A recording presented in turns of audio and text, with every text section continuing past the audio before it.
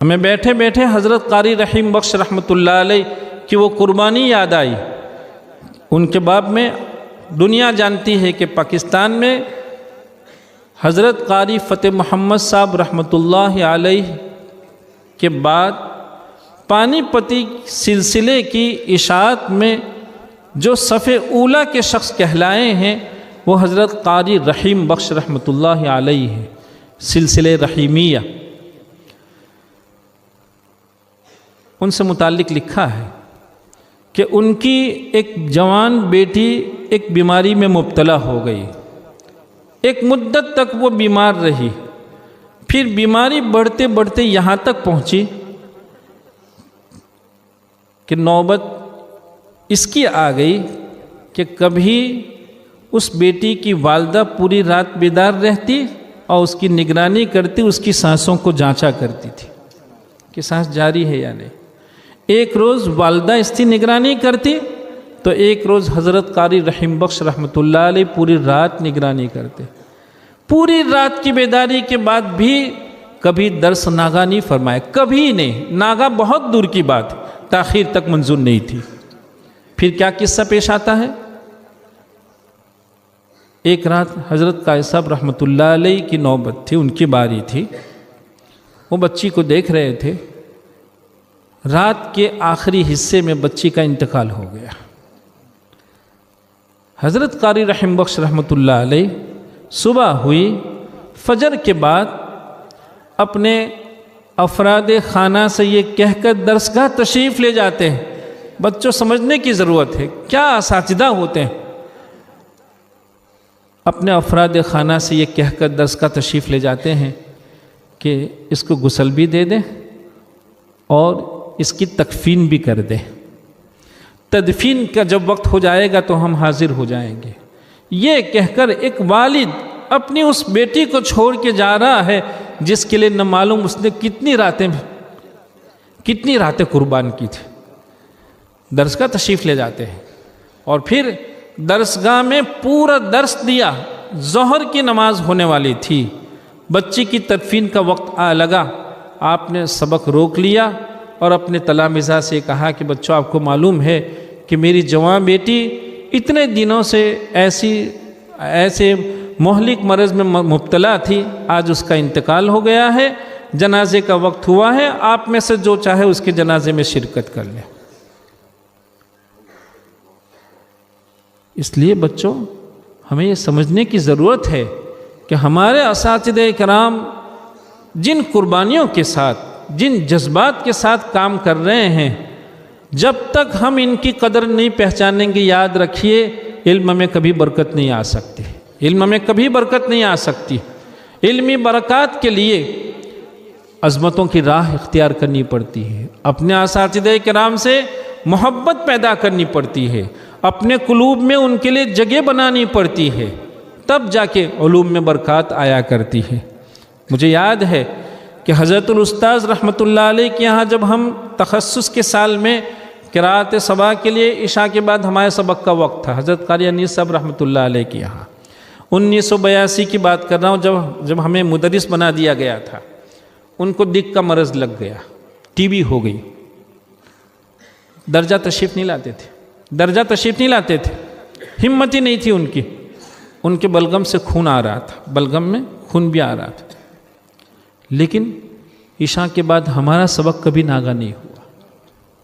ہم دیکھتے تھے کہ جیسے ہی سبق ہوا وہ نہ کھانا کھا پا رہے ہیں ٹھیک سے، وہ جب اپنے بستر پہ ہوتے تھے ہم سامنے بیٹھتے تھے تو جب وہ کھانستے تھے تو ان کے بلغم کے ریزے ہم لوگوں کے چہروں پر آتے تھے، لیکن کبھی الحمدللہ دل میں یہ بات کبھی نہیں آئی کہ دق کا مرض بہت ہی متعدی مرض ہے، یہ بہت جلدی کسی میں سرایت کر جاتا ہے، کبھی دل میں یہ بات آئی ہی نہیں۔ لیکن استاذ کو دیکھا کہ وہ دن میں تشریف نہیں لا رہے ہیں، کھانا ٹھیک سے نہیں کھا پا رہے ہیں، رات میں سوتے نہیں ہیں، لیکن کبھی ایسا نہیں ہوا کہ تہجد کا وقت ہوا ہو اور حضرت الاستاذ بستر میں ہوں، کبھی ایسا نہیں ہوا۔ وہ تہجد میں ساری اپنی جو کچھ آپ کا معمول تھا سب سے فارغ ہو جاتے اور اذان سے پہلے ذکر جہری سے فارغ ہو جاتے تھے. یہ وہ ان کے علوم میں سلسلوں میں جو برکات آتی ہیں وہ ایسے نہیں آیا کرتی. جب ایک موقع ایسا آیا کہ حضرت الاستاذ نے مجھے درسگاہ سے نکال دیا، کوئی غلطی ہماری ہوئی، سبق پڑھ رہے تھے، کوئی اختلاف چھوٹ گیا، بہرحال تو معافی نہیں ہو رہی تھی، بہت معافی مانگ رہا تھا لیکن معافی نہیں ہو رہی تھی. تو ہم نے دیکھا کہ روزانہ معافی مانگنے جاتا ہوں لیکن معافی نہیں فرما رہے ہیں. تو خیال آیا کہ ان کو اپنے اساتذہ سے اتنی محبت تھی، اور بالخصوص حضرت قاری محب الدین صاحب رحمۃ اللہ علیہ کا تو نام آیا کیا ہے، ان کی آنکھیں نم ہو جایا کرتی تھی. ہمیں یہ معلوم تھا، اور ہم نے سوچا کہ ایسا کیوں نہ کریں، آج کچھ تھوڑے سے ان کے حالات دیکھ لیتے ہیں. حضرت قاری محب الدین صاحب رحمۃ اللہ علیہ کے حالات پڑھ کے گیا. معافی تو اپنی جگہ پہنچ کر بجائے معافی مانگنے کے ذرا سی دیر بیٹھا، اور بیٹھتے کے بعد ہم نے کہا کہ حضرت آج تو حضرت قاری محب الدین صاحب رحمۃ اللہ علیہ کے حالات میں عجیب بات پڑھی. ابھی اتنا کہنا تھا کہ عجیب بات پڑھی، کیا بات ہے اس کو سننے کے لیے بھی انہوں نے انتظار نہیں فرمایا. اور ارے آپ نے ہمارے اساتذہ کو سمجھا کیا ہے. میں ان کا کام بن گیا، معافی ہو گئی، وہ لگا لیا. بچوں خیال رکھو اس کا، اپنے قلوب میں اپنے اساتذہ کرام کے لیے جگہ بناؤ، عظمتوں سے اپنے قلوب کو بھر دو، پھر علمی برکات آپ کے تصور سے کہیں زیادہ ہوگی. حضرت مولانا حبیب الرحمن شیروانی رحمۃ اللہ علیہ اس ملک کی کتنی مشہور ادب کی کیسے عالی شخصیت کہلاتی.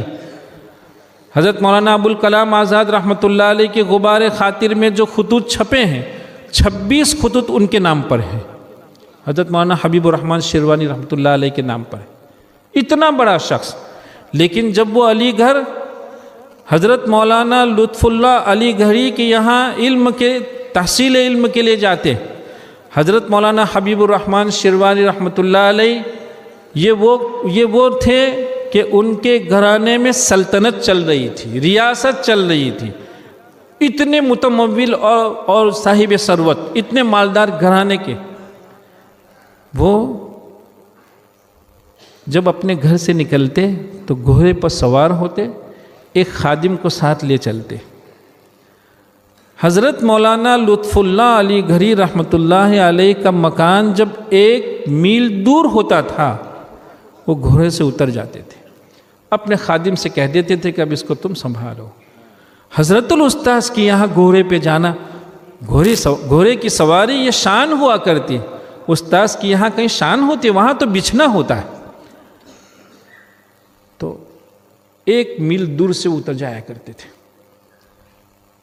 ہم آپ عزیزوں کی خدمت میں یہ عرض کرنا چاہتے ہیں کہ بچوں، اپنے قلوب میں اپنے اساتذہ کرام کی عظمتیں پیدا کرو، تواضع اختیار کرو، مسکینی اختیار کرو، اس سے انشاءاللہ علم میں برکات آئے گی.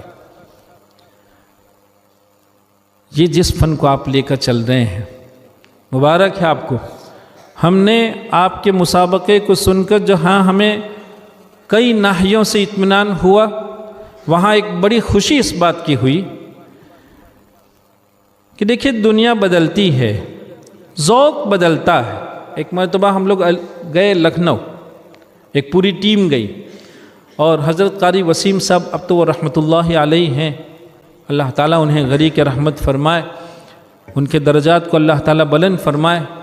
ہم نے ان سے درخواست کی کہ ہم یہاں لکھنؤ فرقانیہ اسی غرض سے پہنچے ہیں کہ ہم فرقانیہ کے وہ جو قدیم لہجے تھے، جن لہجوں کے باب میں لوگ لکھتے لکھتے تھک جا رہے ہیں اتنا اور فرقانیہ اس زمانے میں جو مرکزیت رکھتا تھا وہ اپنے مخصوص عربی لہجوں کی وجہ سے، ادا تو اپنی جگہ تھی. تو ہم نے کہا کہ ہم وہ پرانے لہجے سننے کے لیے آئے. تو فرمانے لگے، ارے کا صاحب دنیا بدل گئی، مارکیٹ بدل گئی، اب مارکیٹ میں پرانے لہجوں کے خریدار تھوڑی ہیں، اس لیے خواہی نہ خواہی اپنے مشائخ کے لہجے چھوڑ کر نئے لہجوں کو اپنانا پڑ رہا ہے. دور بدلتا ہے، لہجوں کا ذوق بدلتا ہے. الحمدللہ اپنے بدلتی دنیا میں اس وقت کے جو مقبول ترین اور حسین ترین لہجے ہیں، آپ نے اپنی معصومیت میں ابتدائی درجات میں رہتے ہوئے ان حسین لہجوں کی بہت عمدہ کوشش کی ہے۔ مبارک ہو، بہت مبارک ہو۔ لیکن اس سے زیادہ مبارکباد آپ کو اس پر ہے کہ آپ نے ان لہجوں کو اپنانے کے ساتھ ساتھ فن کے خطے سے آپ نے صرف نظر نہیں کیا۔ ماشاءاللہ، احکام تجوید اور تجوید کے اصول کی جو فریم ہے، آپ نے اس فریم کا بہت اچھا خیال رکھتے ہوئے نئے لہجوں کو، بہت اچھے لہجے تھے ماشاءاللہ۔ بعض بچے تو ان کی سطح سے اچھا پڑھ رہے تھے، سطح ان کی وہ نہیں تھی، ابھی ابتدائی درجے کے تھے، لیکن اچھی کوشش کی تھی بچوں نے۔ ہمیں واقعتاً ہم آپ کو جس کے لیے مبارکباد بطور خاص پیش کرنا چاہتے ہیں وہ یہ ہیں کہ بچوں بس اسی انداز میں لہجے دنیا کے کہیں سے بھی آپ لائیے، کوئی ممنوع نہیں ہے۔ دنیا بدلے گی، لہجے بدلیں گے۔ جن لہجوں کو آج آپ گلے لگا رہے ہیں، جن کے لیے آپ بے چین ہیں، جن کے لیے نہ معلوم آپ نے کتنے گھنٹے اور کتنا اپنے گلوں کو کھپایا ہوگا، لیکن یہی لہجے 20 سال کے بعد پرانے کہلائیں گے۔ لہجے بدلا کرتے ہیں، لیکن لہجے بدلتے رہیں گے، ادائے نزول میں کوئی تبدیلی نہیں آئے گی۔